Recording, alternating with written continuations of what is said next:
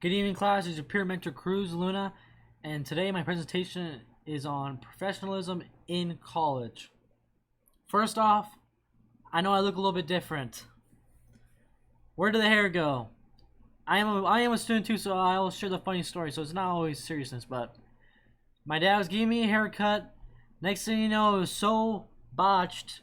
He said, "We're gonna shave it off." So I'm gonna be wearing hats for the next couple weeks.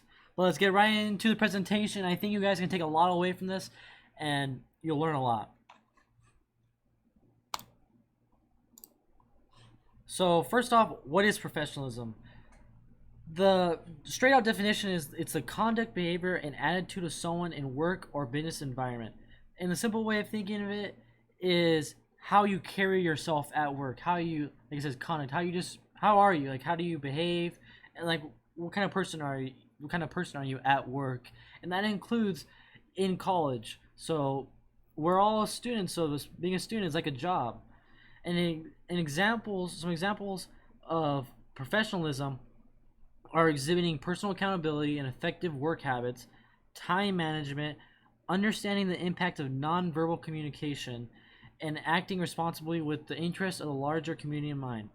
Let me break those down because some of you might think, well, how is that really tying with professionalism? Okay, so let's see. Understanding the impact of nonverbal communication. So say you're at school or say you're in a work environment, and usually every day you say hello and you say a nice greeting. Hey, how are you doing? How's your morning? Good evening. Or no, sorry, good morning. How was your weekend? And you're more cordial. Or the person who just walks by you, doesn't say anything, just keeps walking.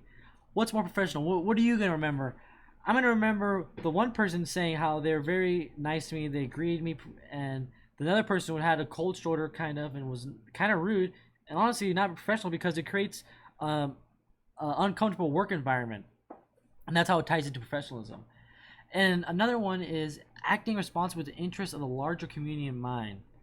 So I'm in the Air Force ROTC, and it's a lot of camaraderie and a lot of teamwork. And if I was only thinking individualist, like thinking about myself every single time, no matter what, and thinking about my own interest and kind of being selfish, the team wouldn't want me, and they'd say, "Cadet Luna, we don't. You're not a team. You're not being a part of. You're not being a teammate. You're being an individual, and we don't want that. We want to be. We have a group goals, and let's all work towards that. And when you're in a work environment, or even when you're in school and you have a group, you can't just be floating off by yourself. You got to be a group and being cohesive and accomplish the tasks that's needed or that's been dealt. And then another one is exhibiting personal responsibility. If you're given an assignment, Dr. Joe give you guys an assignment to do your homework, and you have to be accountable to yourself, and you need to do it. You need to set time, and do the assignment. And if you don't do it, he's gonna know that you're not taking the class serious, and that honestly, transfers into how you will work in the future. You won't be taken serious. You're not professional, and you're known as someone who just slacks off. So that's why effective work habits and personal accountability is so important with professionalism. And like I was just saying, why is it important to be professional? You can't really see. Let's see if I can move my camera real quick. Anyways, it says, why is it important to be professional? I took this from the book. It says, what matters more to employers than the name of the major that appears on a student's diploma are the skills and personal qualities that the student can bring to the workplace. Typo. If I think what this quote is trying to tell to you guys, and you yes, you really take away from this is, in school, you learn a lot of skills, you learn a lot, like you were educated, you have a lot of knowledge, but how is that transferable into a workplace environment? Say you have all this knowledge, but you're not able to effectively communicate it, you're not able to do assignments correctly, and you're just not a good teammate or worker. It doesn't matter how smart you are, you're not fitting in the workplace. You're not gonna be successful in that workplace.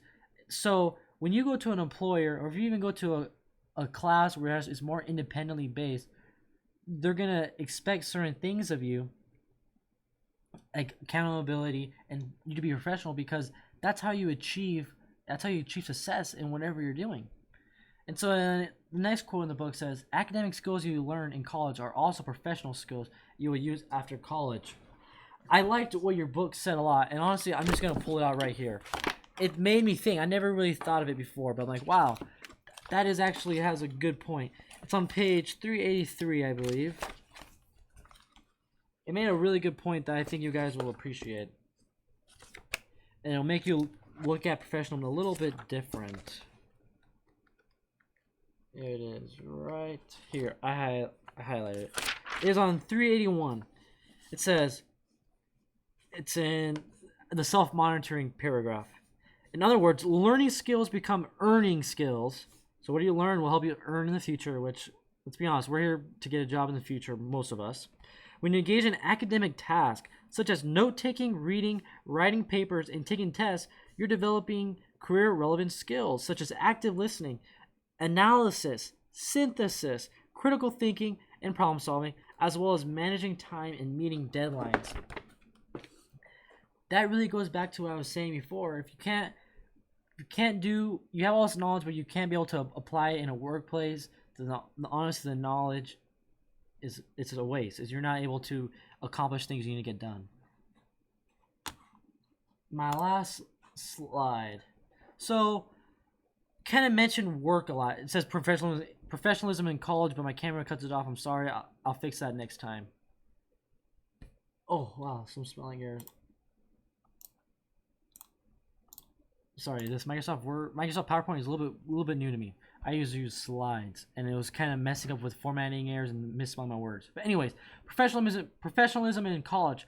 I was speaking earlier a lot about professionalism in the workplace, but the last thing I just said before was professionalism and the skills you earn now will transfer to your workplace skills and your earning skills.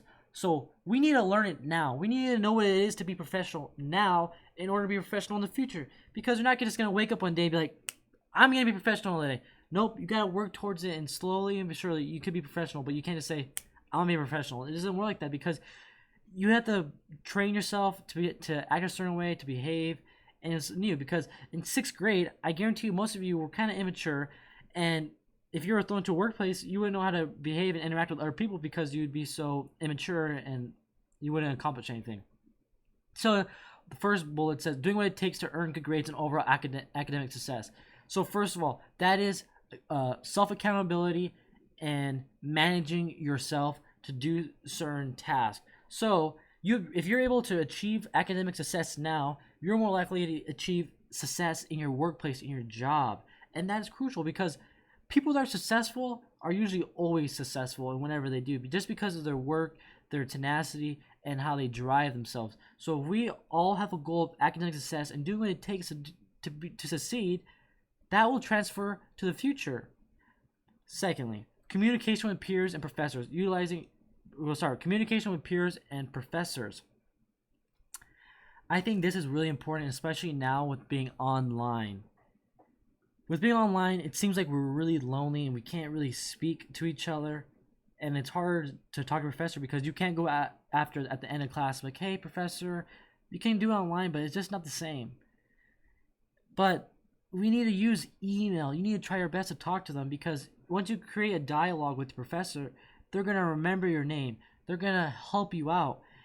And like one of my professors said today, he said, I don't need you guys struggling and not asking for help. I want you to struggle and ask for my help, because that's why we get paid, is to help you guys. And so you need to communicate, and it's gonna be like that for the rest of your college career. And the next thing I wrote is utilizing resources available to you. You'd say, well, how is that being professional? Because if your professor says, or your advisor says, well, did you reach out to these people that the offer? Did you do this? Did you do that before you came to me saying that you're so desperate or you're so in a place of needing help? Instead, you gotta try to help yourself to succeed, because no one's gonna just hand you anything. You gotta apply your own effort to do what you want to do for yourself, because at the end of the day, your interests, what you want to do, is gonna be determined by what you do every day. So be able to utilizing resources and knowing about them, that is on you. You have the burden to to put forward that effort, because no one can do anything for you.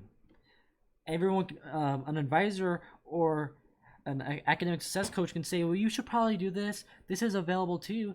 But if you don't actually utilize it, and you don't actually put an effort, no one's gonna help you. Pretty soon the doors are gonna start closing in front of your face, and you're gonna be wondering why you're not succeeding in your classes, and why you don't know what you're gonna do in your future. Last thing, time management. Time management. This one is a big one, especially in college. We have a lot on our plates as college students. Some of us might have jobs. Some of us might be in a harder degree. Some of us might just have to balance life overall. So time management is so crucial and critical, because in order to be successful, we need to be able to balance ourselves. We also need to be able to take care of ourselves. So personally, I write a schedule for myself almost every single day, be able to make sure I can prioritize certain tasks, get them done, and so I can succeed and get stuff done and get a good grade. And also to keep a line of communication with certain professors, and to make sure that, like, hey, I wrote down that I have an exam in 2 weeks, so maybe I should start studying now, even though it's 2 weeks ahead of time, so I'm not cramming the night before. And honestly, all of these things I just mentioned, they all are very cohesive to professionalism, because if you're able to accomplish this, not necessarily you're gonna be perfect right now, not even gonna be perfect maybe when you graduate, but if you're able to make an honest attempt, this will all be very cohesive, and you'll be able to provide that into your next endeavor, be it graduate school, a job, if you're going to serve in the military, anything. So this is professionalism. I chose this topic to present to you because it is so important, and I hope that as another college student telling you that it's important, that you'll understand beyond just a professor saying, oh, this is important, so you guys should know it. Like, no, I'm a college student, I'm telling you it's important, and it's going to help you succeed in the college and in the future, because I have older brothers, and he told me this is important.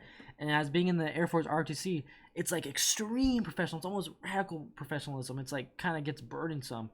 It's like, wow, they tell you have to wear your belt a certain way. They tell you a lot of things, but just being professional is really important, and you got to develop it. And that's what I'm saying, develop it, start now, and so you can learn how to become professional and sustain it in your life for the rest of your life. Anyways, class, I hope you guys learned a lot, and have a great week. Keep working hard. If you guys have any questions, please email me. Please, please, please, please. I can help. I'm your peer mentor. Please put forward that effort. If you don't email me, I can't help you. You're good luck. Go. You're not helping yourself. Just even if it's a simple question, just come to me. I can help. I can provide some insight, knowledge, and point you in that direction. Anyways, I'm logging off. I'll see you next time.